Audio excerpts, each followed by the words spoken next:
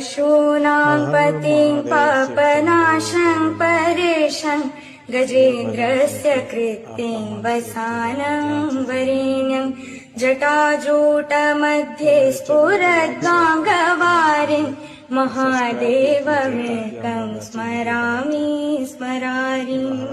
महेशं सुरेशं सुरारातिनाशं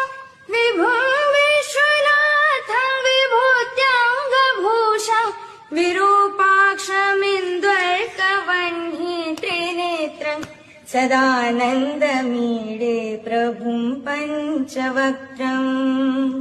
गिरीशं गणेशं गले नीलवर्णं गवेन्द्राधिरूढं गणातीतरूपं